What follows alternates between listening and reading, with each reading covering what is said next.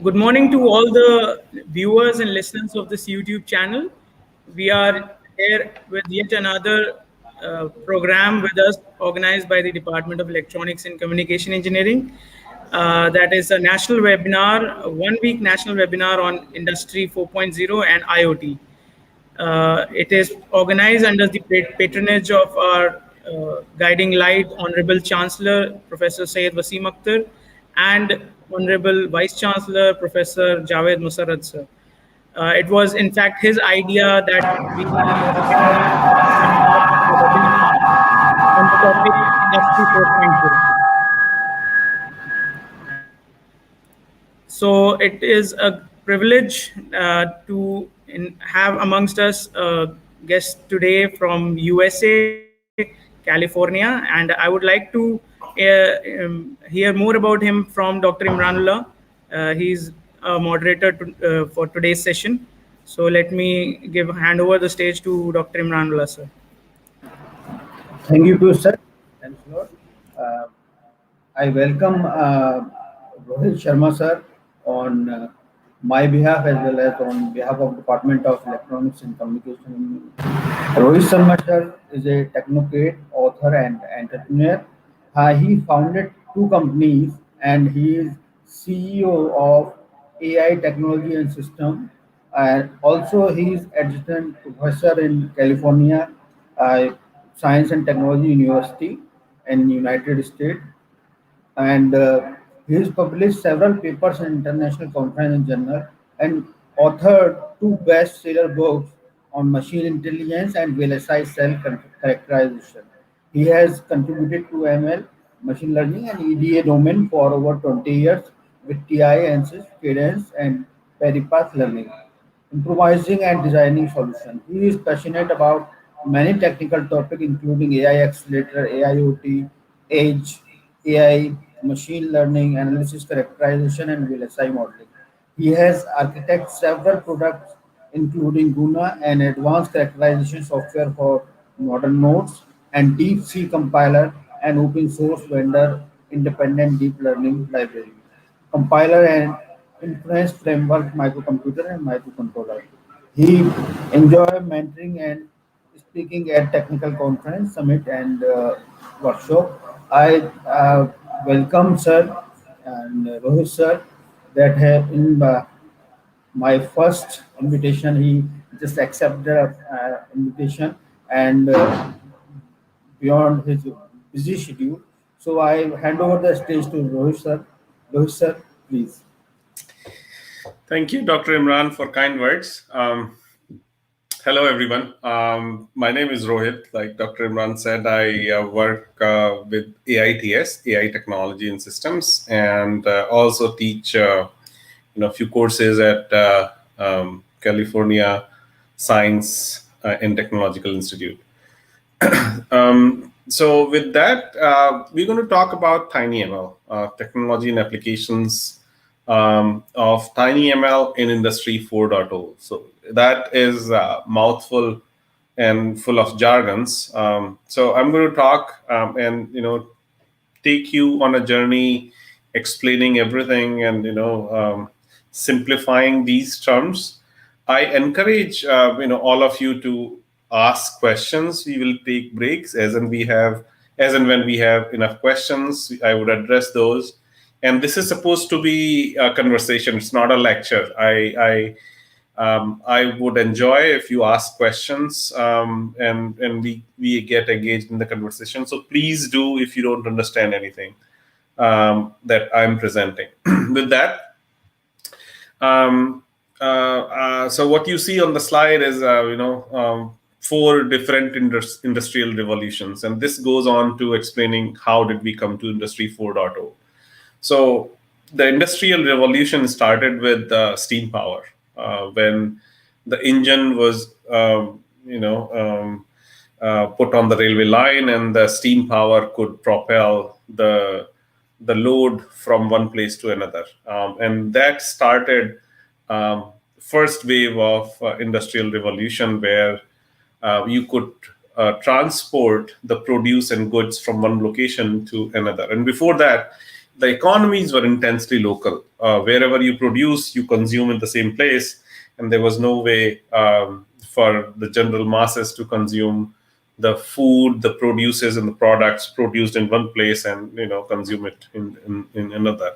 So that started the economy in ways where the principles of supply and demands were used to make money and increase the quality of life and also the size of economy. So that was the first one, and with that came around 1870 came Industry 2.0, which was essentially automation of assembly lines. Basically, you could remove human labor and replace that with machines to go into the mass production of products and goods. And along with the advent of railway lines, you could take and produce it in one location and transport it to the other one. And at that time, the economies were mostly national. There were no international trade at the time, not by the railway lines. There were some shipping, between countries. There were some trade between countries using the ship and other industries. So that was Industry 2.0. Now, Industry 3.0 essentially started when the transistor was invented in 1940s and early 1950s. And it took about 20 years for those transistors to become and take shape of these serious electronics chips that could be generalized and turned into several type of computers and electronics. And that was called Industry 3.0. So that's a semiconductor revolution 3.0 that lasted until somewhat similar, close to 2010. And then using those, IoT is essentially anything that is connected to internet, is Internet of Things, and cyber physical systems and networks. Using those chips, the Industry 4.0 arrived. And what I'm talking about is, chips like these, the one that you see in my hand. These are small boards. It has a Wi-Fi module. You can connect it to the internet and start receiving data or sending data to this board.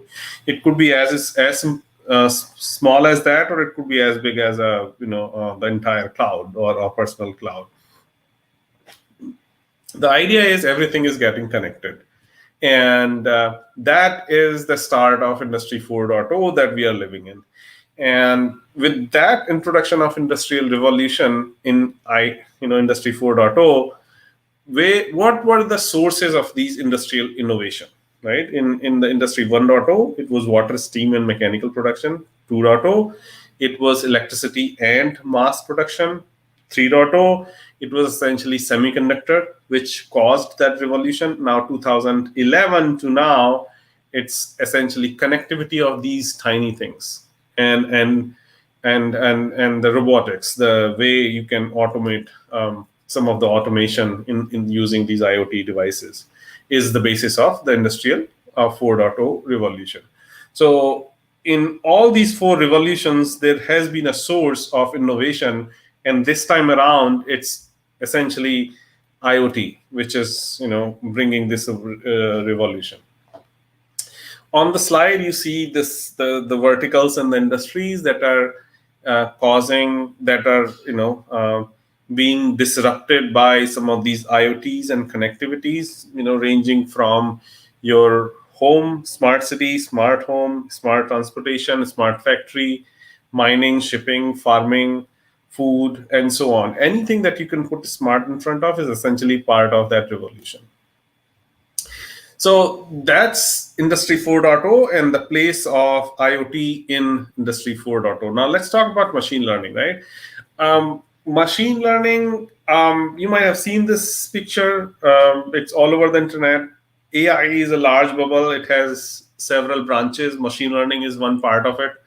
Machine learning has several technologies, techniques, and algorithms. Deep learning is one part of it, and deep learning has many. Neural network is just one of those. But we're going to focus here mainly on machine learning and deep learning. parts of that. So when I say AI, what I mean is, mainly deep learning, but maybe machine learning. So this is basically for the rest of the conversation that I'm going to use these four interchangeably. So now that we know what is machine learning, what is TinyML? So what is ML in TinyML? So machine learning and tiny machine learning, right? So ML is what we saw in the last slide is the same thing. It's part of AI, and deep learning is part of this ML. Now, when the ML is running on these tiny devices, like the one you see in my hand, so here is another microcontroller with a camera built in. So there is a camera that you see inside, and there is a chip that enables it. There are a couple of them, and this thing is powerful enough to capture, 15 frames per second, and you can connect that to a 3-volt battery, and then you can create an application under 200 milliwatt that can work on any device. And this is under $20. So why TinyML, right? I'm going to use few terms again here. Network, I would use cloud and edge. Edge is something where you produce the data and consume the data at the same place. So for example, it could be your cell phone, like that one that you carry in your pocket, or it could be this device where it has camera. When it captures it, it is not connected to internet. You capture the frame and you process that frame right on this board. Those are the examples of edge devices. The other examples are, for example, your ring, your doorbell ring, which shows you who's at the door, and your router is another example of edge device. Now, ML, machine learning, has mainly three components. One is training, that works with data set, takes data set. You use the data set for training to create the model. And once the model is produced, you use the model to infer the results. What that means is I trained a visual model, a computer vision model, to identify myself in the frame. And whenever I am in the frame, the light would turn green. And that's, the model is trained and then it is inferred at the end. So those are the 3 or 4 terms that we would use in the rest of the lectures. Hardware. Number 3 is hardware. So IoT is Internet of Things. Anything that is connected to the internet is IoT. Now, some devices, like the one you see in my hand, this does not have Wi-Fi or GDRS module. It doesn't connect to internet. This is called microcontroller. So all microcontrollers, all IoTs have some kind of microcontrollers. If you have a Wi-Fi or a GDRS module on it, it becomes IoT. If you connect that to internet, it becomes IoT. So that's the hardware terminology we will talk about. The benefit of TinyML is low power, it is low latency, and it is secure. Low power by nature, by design. Low latency, again, by kind of design where you consume the data where it is produced. So you don't have to send that data over the network to any other place, and hence latency is fairly small. Now, the security, because the data does not leave the device, it is secure for that reason. Now, this slide shows TinyML hardware. Now, anything under 1 watt that you see on the lower left corner is essentially part of TinyML. If the application is taking more than 1 watt, it is not called TinyML. Typically, applications under few hundred milliwatt are part of TinyML classification, but it is changing and the boundaries are kind of fluid. But if it is more than 1 watt, like image segmentation application running on your cell phone, is not TinyML. It's running on battery, it is connected, but it is not TinyML because it is taking power more than 1 watt. And anything else, like if you have a video game or conferencing AI running on a large TV, that's taking more than 10 watts, and again, it is not part of TinyML. And take it to extreme where you have these vision-based self-navigation or self-driving cars, they take more than 100 watt, and definitely they are not TinyML by any means. And so on this axis, what you see is these devices like smart speakers and sensors and thermostats and microphones, all these applications, they increase power and cost um, um, as you go from left to right. And the operations, floating point operations per second, meaning the compute power of these devices, also go up when you move from left to right. So again, for the classification, anything that takes less than 1 watt is kind of TinyML, falls in that class of TinyML hardware and applications. So now, how do we develop those TinyML applications, right? Part of that is classical machine learning development, where you gather the data, you design your network, you train the model, validate the model.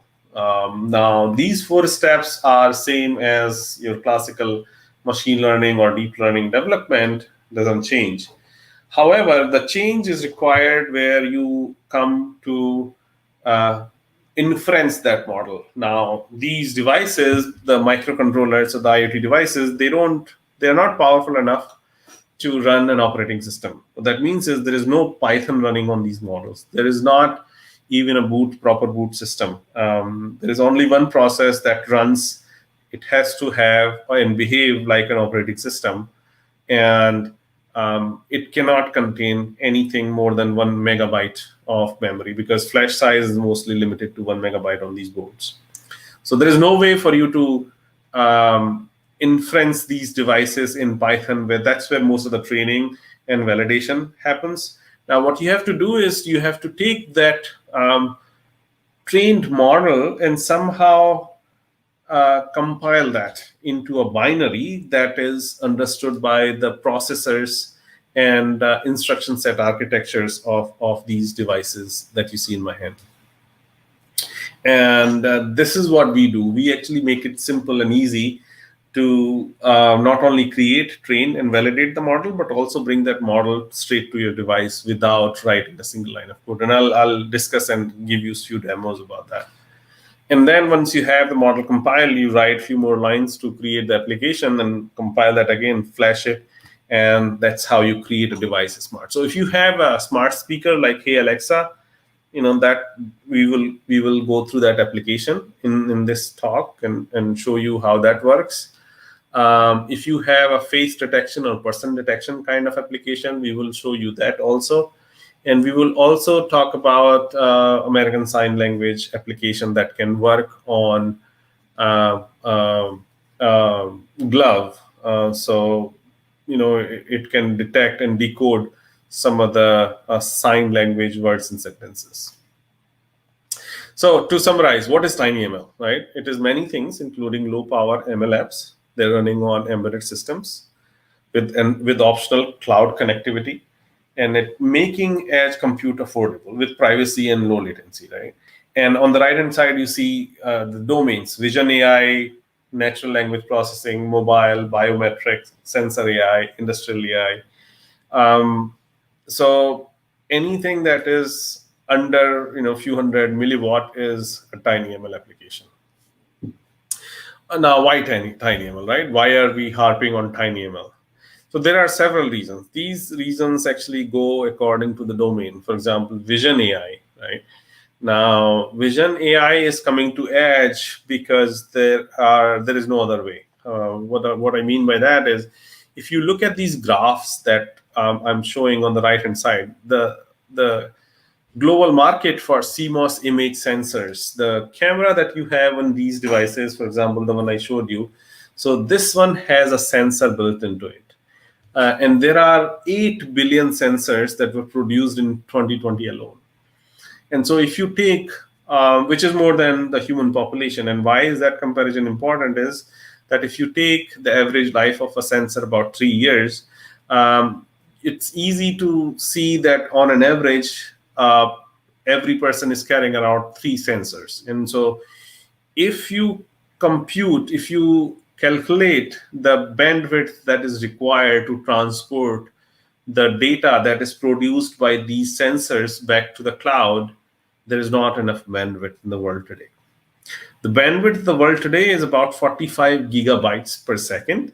And what you need is about 10 to power 20, 100 exabytes, which is 10 to power 10, meaning 10 orders away from what we need, which would take another 30 years to reach to that point.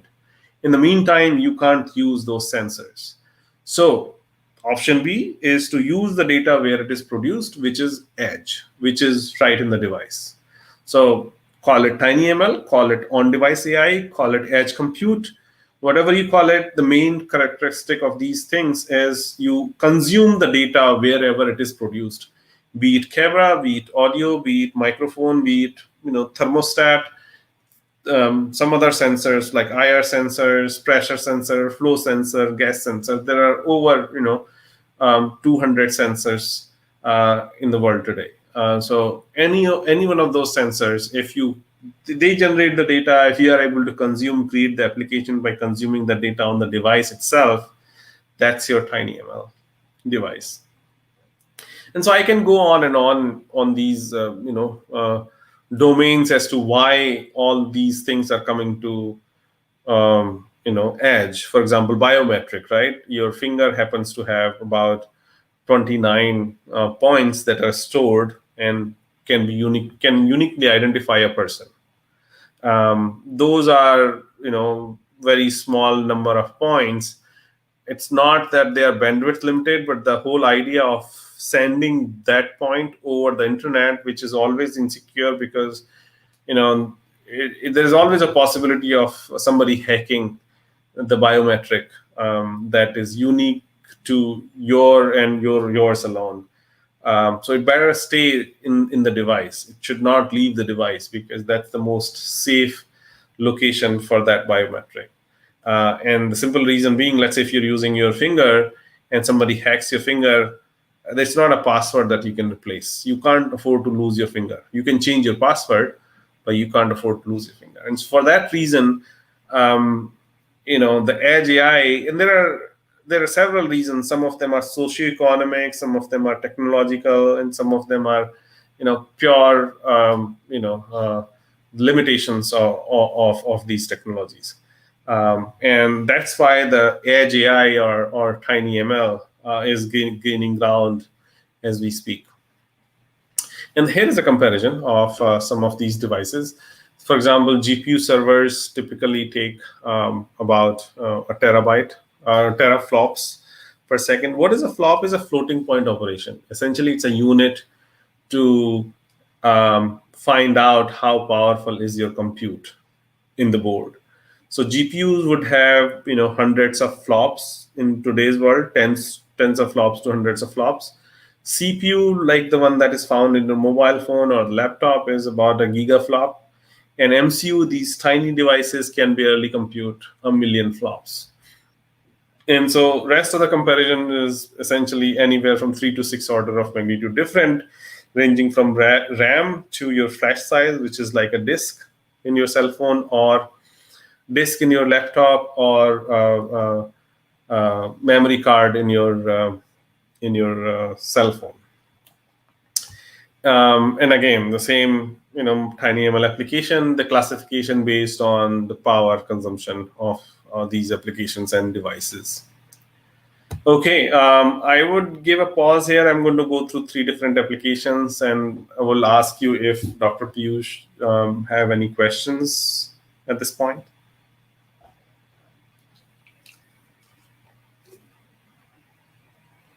Dr. Piyush, are there any questions that I can address?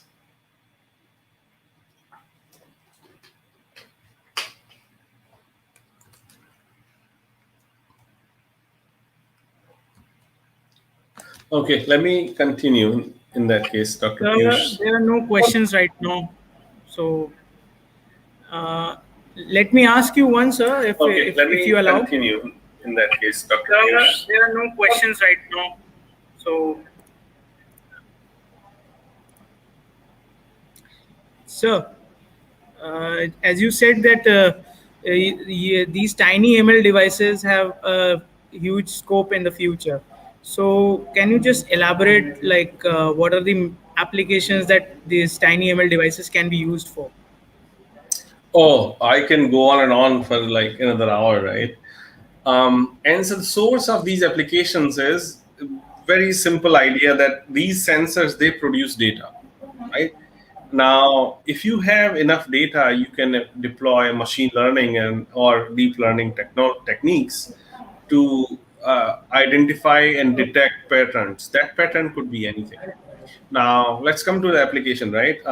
Just on the vision side, there are a lot of interesting applications. For example, this is $15, $20 device that you can put in a toy and make it smart.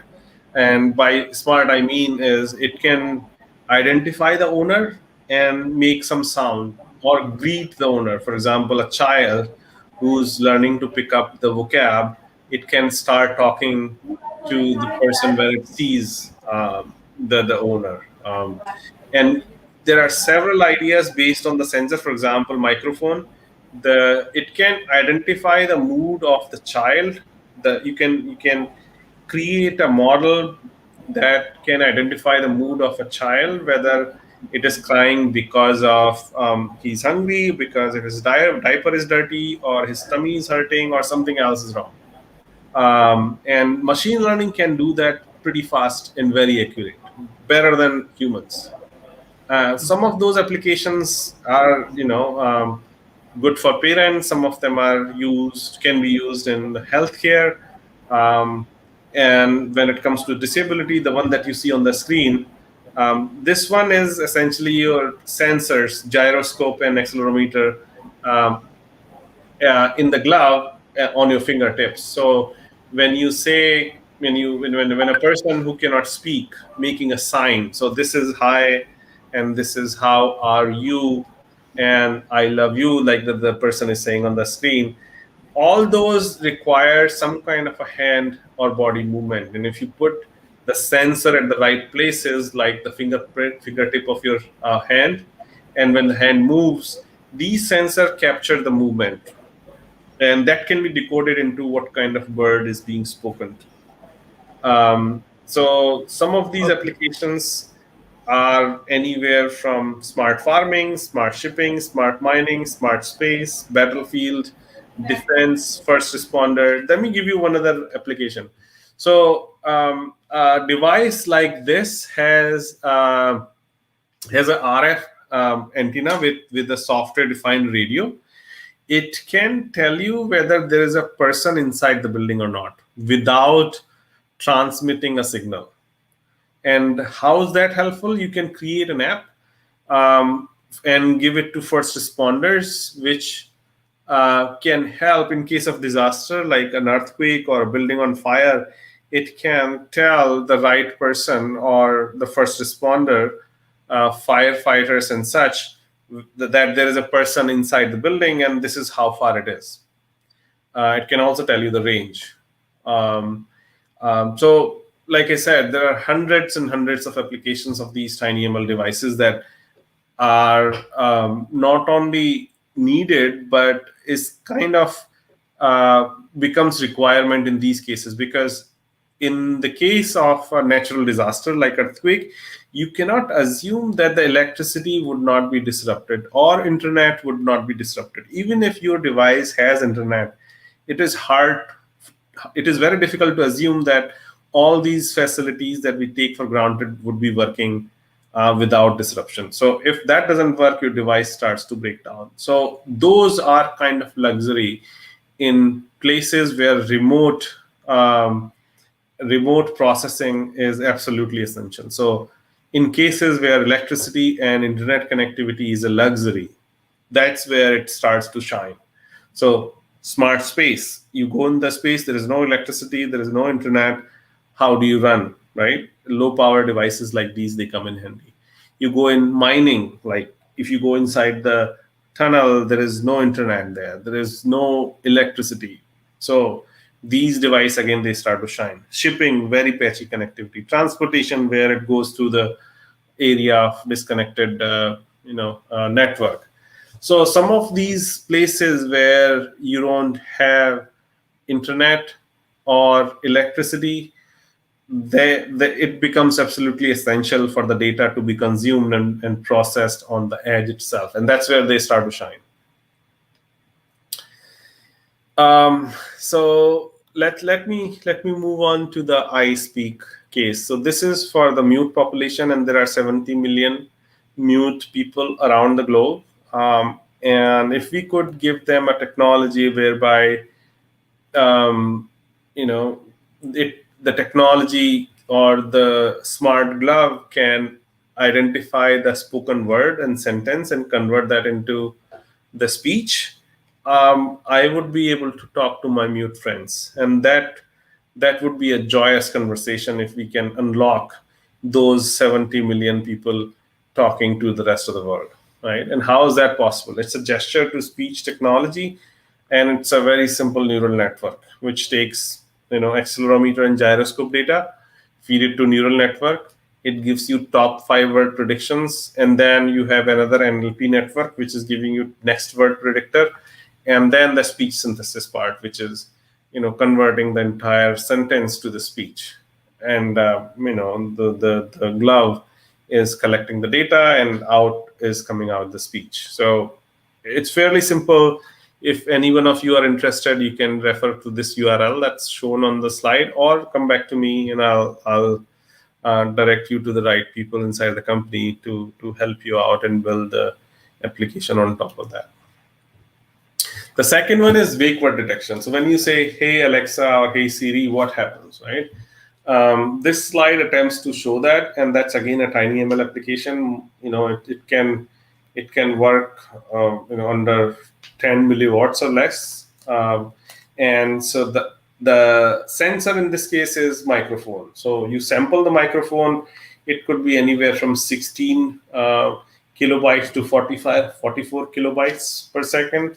You take that, apply the STFT, and build an audio spectrogram. And all those, the algorithms and the methods that I'm talking about, you don't have to code or know any one of those. The platform that we have built helps you, build these without writing a single line of code. So the way this works is you take the sample audio, you feed it to the audio spectrogram, and then you have a neural network that can detect the spoken words. And if it matches, then it will wake up the device, and device would start listening to your commands going forward. So that's how that technology works. And again, like I said, it's a very simple network. You can build your own. So the microphone shown on the lower left is fed through the STFT, which is the short time Fourier transform. And then rest of that is a simple convolution neural network. And at the end of it, it tells you whether it is a wake word or a hot word or a keyword or not. And based on that, you take the action. So let me go and showcase that application, how that works on our platform. Like I said, in the slide, what we are going to do is the application is going to detect the keyword, whether it is said or not. So what you see on the screen is the two dialogues that would record my speech, and I'm going to record and use that for keyword wow. So I'm going to start speaking, give it few samples of wow and few samples for everything else other than wow. So let me start with the audio hot word recording. Wow, wow, wow, wow. And I can go on and on and on. So I have recorded 4 seconds. Typically, you should record about 60, 50 to 80 samples to get you an accuracy of about 60 to 70%. And if you want higher accuracy, the more data you provide, the better it becomes. So this is how you would record using these two dialogues. And once you're done, after a minute or two, you press stop, and then you start training. And once you train, the second screen takes you is a test screen. So this is your test screen I'm not sure if it would work because my microphone is being captured at the moment by another application that I'm sharing with you. So let me try that. Wow, this demo is for Industry 4.0. Wow. Wow, this demo is for Industry 4.0. Wow. So once you record and see that, you can test that, and the next screen will show you whether the keyword wow was detected or not. So it did not work because likely the audio sample was not proper. So this is how it's supposed to work. Let me try one more time. Wow. This demo is for Industry 4.0 webinar. Wow. Wow. This demo. So let me test this time. Hopefully it works. Okay, this did not work. And so we are going to move on. The idea here is that it shows you how this waveform is exactly can be tested on the browser itself. And once you are satisfied with the waveform, the model, you can compile it and download onto the devices that I just showed you. Back to the demo, the slides. So this was backward detection. Now, same thing you can do with person detection. And so let me give you that demo, and hopefully that one works. So this is a person detection demo, and I'm going to start recording my video of about 30 seconds. So 30 seconds with me in the frame, and the other 30 seconds I'm not going to be in the frame. So these 30 seconds can give me an accuracy of about 60 to 70% on the data that it has not seen. On my data, it will be very close to 100%. So right now we are recording with me in the frame. So this is what it has recorded already. This is from my laptop, and I'm going to move away from the screen now and would record without me in the frame. So this is going to record the background. As you see, I'm going to move it around a little bit so that it can see more than that. The more data you provide, the more kind of backgrounds and people you provide, the better the sample becomes. So I'm going to again test it for about 30 seconds. This is 25 seconds now.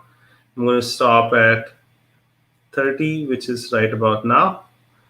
And I'm going to press train. And this would take about a minute or so.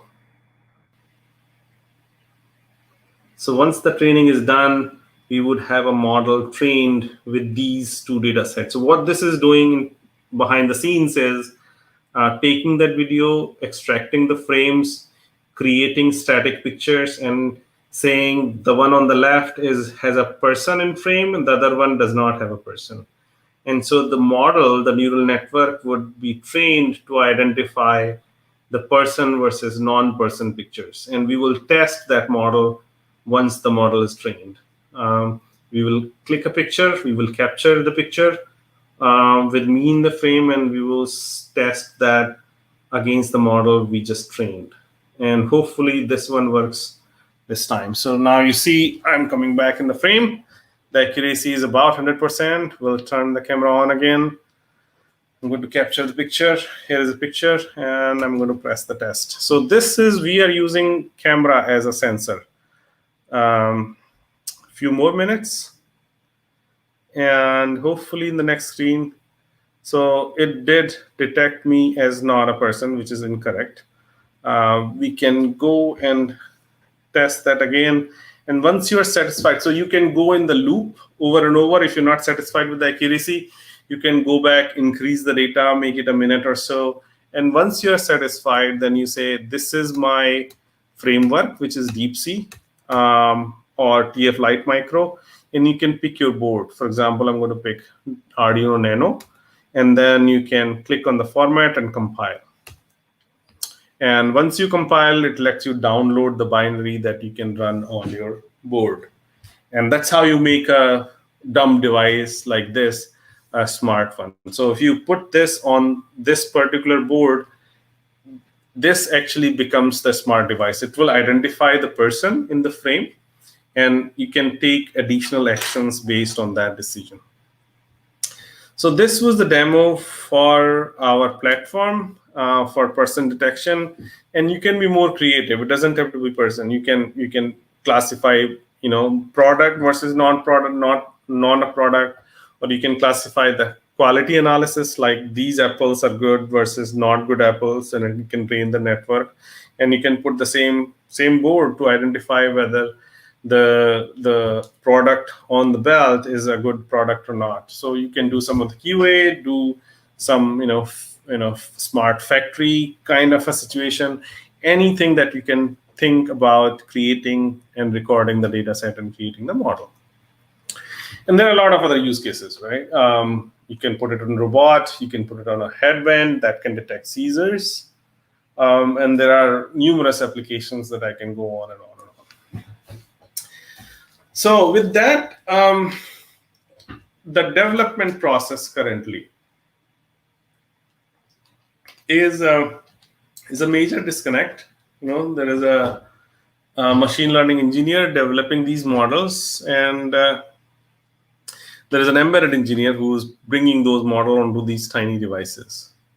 And this is what the current development process looks like. We are actually automating 7 out of those 8 steps using our platform, canvas.ai-tech.systems or tinyml.studio, the URL you see on the upper left corner. It's end-to-end platform, no setup needed. You go onto the platform, plug in your device, create the model, download the model, and you get the device. It's a no-code, low-code, and full-code solutions. There are over 100 applications already on the platform. And it is bringing disruption in hundreds of verticals. We have developed the end-to-end library compiler framework and platform that brings you these no-code solutions. This is our comparison of our framework versus TF Lite Micro on the CPU time framework, and this is our flow for the people who are keen to understand more about this, and these are the resources. If you are interested about any one of these, please get in touch with Dr. Piyush or me. I would be happy to provide more help. With that, I have come to the end of my presentation. I would be happy to answer any questions.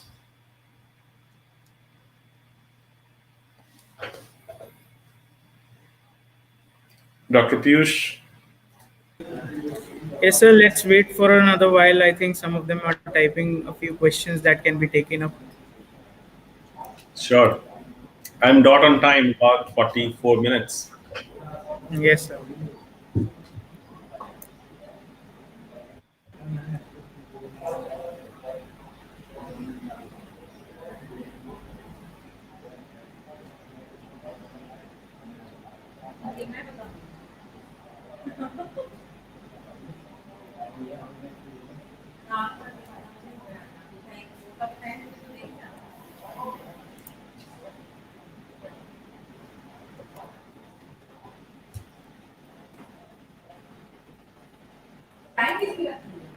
Great.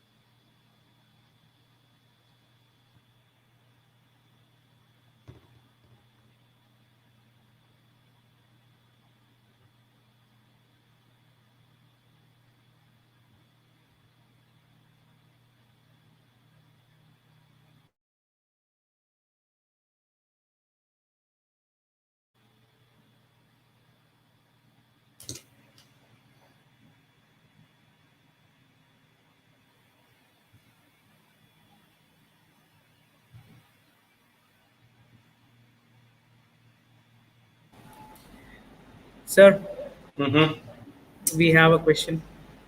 Sure. How does Amazon Alexa works and gives the best answers? So there are two parts to that. One is your wake up word. When you say Alexa, we just discussed how that speaker wakes up and start listening to you. It doesn't listen to you 24 hours. Only when you say Alexa, the machinery wakes up and starts listening. And once it starts listening, the speech that it is directed towards it records that speech and sends it back to Amazon servers.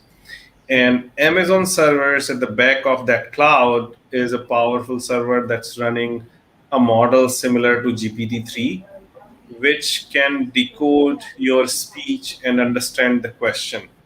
And then once it understands the question, then it's a matter of finding the answer to that. And essentially it becomes a Google-like problem where you have a question and you're looking for an answer. So mostly during search or hard-coded answers that look smart to you, but they're really hard-coded in a variety of ways. And that's the oversimplified picture of a really complex system.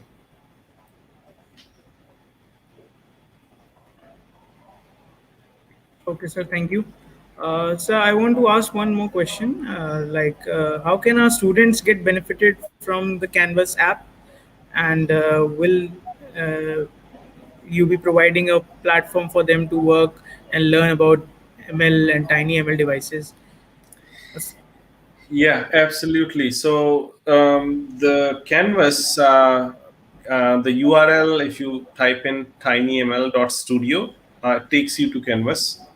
And if you are a student or a faculty or in the academics institution, the access to our platform is free. So students are encouraged to go and try and create an account and play around with the applications and the no code and low code platform they have. We do support many hardware, like over 10 different boards. The one that you see in my hand, similar to that.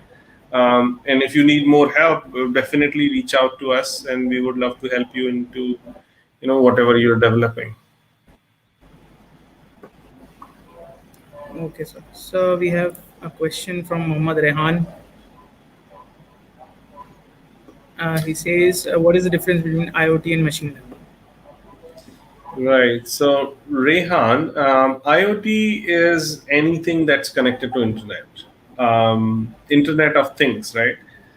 So, if you have your laptop, that's also kind of an IoT. If your cell phone connected to internet, that's an IoT as well. But typically, this term is used for devices that are really tiny, small devices, like the one that you see in my hand, or this one with the camera in it. And so really the term is anything that is connected to internet is IoT device.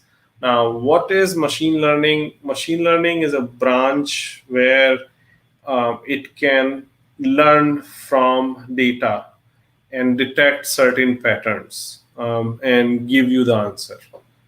So if you have data could be anything: image, your voice, your speech, your text, the data from the sensor,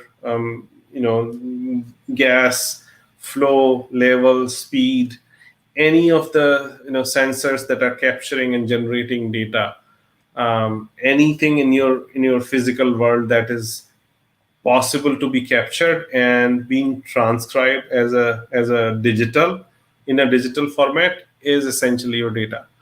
Machine learning is a technique by which it can consume the data and detect certain patterns to give you the outcome. Now, the meaning of the outcome is up to you. For example, when we created the person detection model, in one frame, I was there. That means I'm indicating that this particular um, data set that I'm creating is with person. So the machine knows that this is with person and this is without person. And then you go and train that model. And that is machine learning. So the entire 4 to 5 steps that I described early in my talk on the fourth or fifth slide. Essentially, this is what it does in terms of the flow, and that is called machine learning.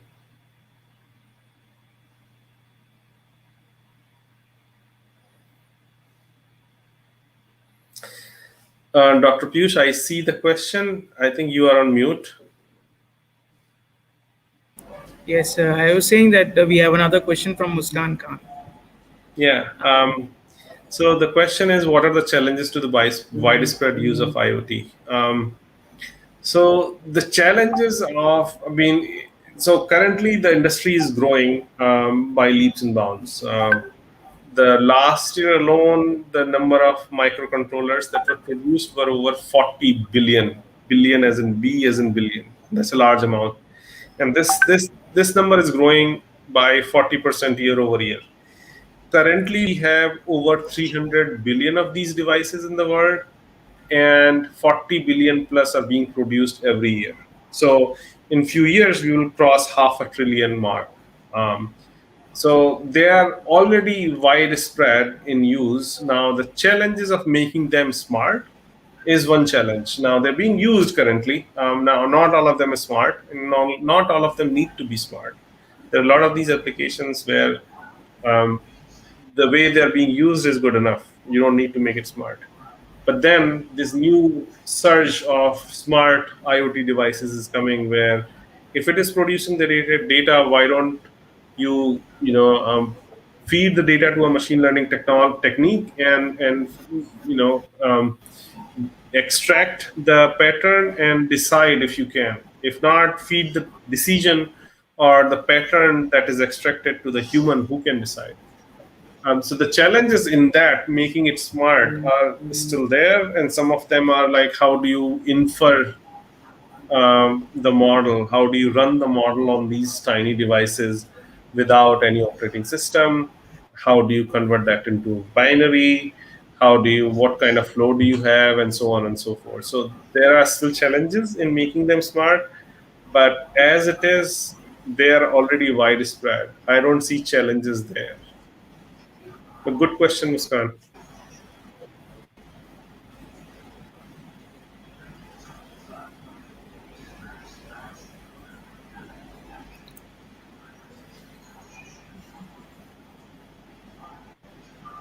So we have one more from Dania Fatima. Mhm. Impacts of IoT in healthcare industry. Impact of IoT in healthcare. Um, Again, a very good question. Now, definitely, there are a lot of applications that are being worked on, but healthcare actually is the heavily regulated industry where everything that goes on or in the body of a human has to be approved by some agencies all over the world. For example, in US, it's an FDA that needs to approve your device. So applications like, for example, your blood pressure, your oxygen, your number of steps. It can also detect arrhythmia from your retinopathy, and also can, for example, there was a paper from Google that talks about detecting sugar and blood pressure from the images of your eye. It's called retinopathy. So there are several applications now. Like I said, impact is going to be slow, and the reason is the regulation. It's not going to be disruptive, at least not in the near term, because of those regulations. If you let's say take IoT or IIoT or industrial applications of IoT devices, there is not much regulation there because it doesn't have to be. Now there, it has already disrupted in many ways. Healthcare would be slow, but nonetheless would be impactful in next 10 years.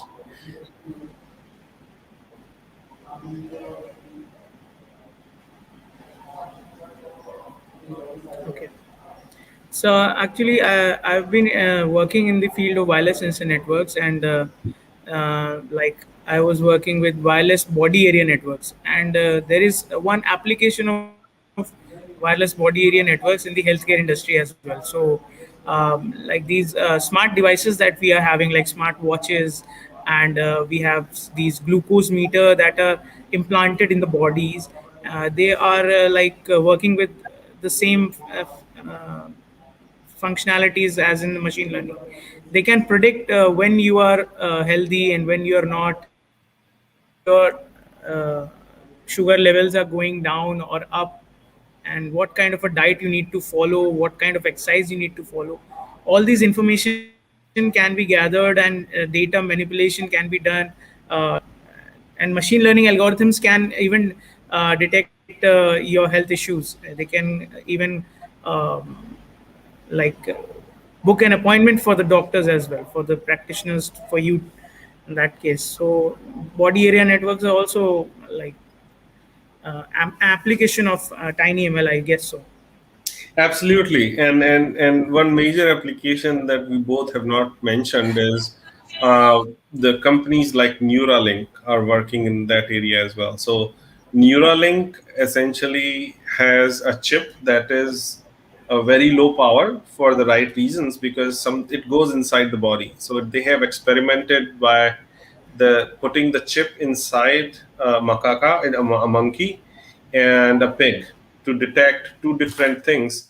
In the monkey, they actually put the chip somewhere between brain um, uh, and the signal it sends to the rest of the body, especially in the hands, and it captures those signals and transports them to a computer sitting nearby. And it trained a model whereby they taught the monkey how to play the game. And I forget which game was that, but then if he's winning, he gets a treat. If he loses, he does not get a treat. So the monkey was taking the action that was, and the signals of those actions uh, were the input to the neural network model. And so what they did was, after a while, they disconnected the joystick from the monkey. And the monkey was actually controlling the ball on the screen with his mind, because the network could predict the movement and take the action based on the signal the monkey was sending through his body. Very interesting, very futuristic application. It'll take several years, if not a decade, to come for a chip like that inside the human body.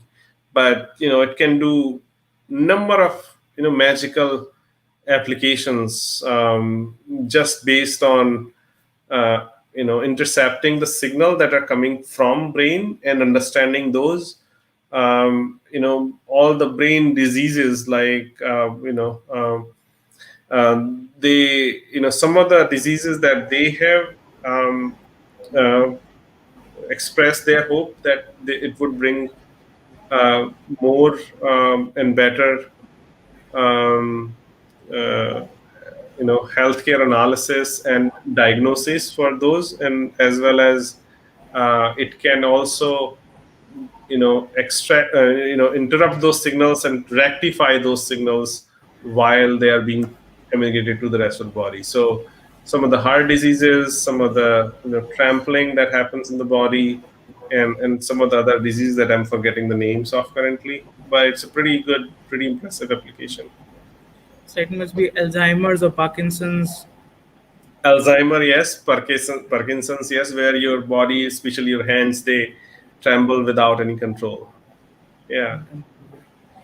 Yes, sir. So let's take up. I think two more questions are there. Let's. What are the security concerns related to IoT? Right. So most, if not all, security concerns are around when the data starts to be exported out of the device and goes to a cloud or a server. Now, once the data leaves, it has to be secure, right? And so that's where the primary security of this data comes in. Now, the other security is where the hardware level, where somebody can hack your IoT device and make it run the code that you write. That's a functional level, but that's less of a concern. Mostly cyber physical systems that are connected to the internet must be secure, and there are several layers that actually make it possible, but it's never going to be zero. And that's why when I in one of my slides, when I brought up that it is the security is one of the advantages of the TinyML devices. It is not connected to anything. If it is not connected, you can't hack it. You'll have to steal that device. You'll have to go personally and disconnect it, and somehow get hold of that device, which is far more difficult than hacking the network.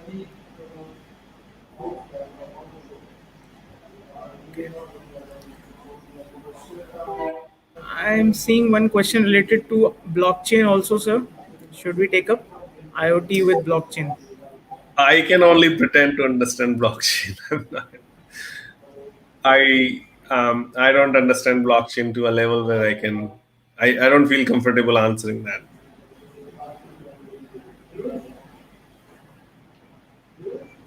Sir.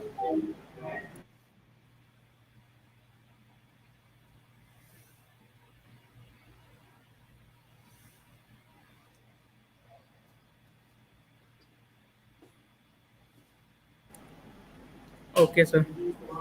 So let's, in that case, it's almost 1 hour that you have given from your busy schedule, and I'm very thankful to you for sparing a time for us and enlightening our students. I thank you for sparing your valuable time with us, and I hope that our collaboration with AITS will continue to grow, and more of our students can join your Canvas program and they can learn how to program tiny ML devices. So thank you for your time. Anything else you want to share the last moment? Absolutely. So Your thank you for the opportunity, Dr. Piyush. Like I said, if you are interested in Canvas, you should be able to create an account, log in, and do everything on your own. But if you need help, reach out to me, and we would definitely be happy to provide you resources to help in whatever project you're working on. With that, thank you, everybody. Thank you for the questions, and thank you for bearing with me for an hour. I hope I provided some value. Reach out to me if you have any more questions. Thank you. Thank you so much, sir. Bye now. So I request all the participants to fill the feedback form. It is available in the description box of the YouTube link that you have been provided with. You can fill that form, and your attendance will be marked from there. So it's a exit from our side from for today's session. Take care. Bye bye.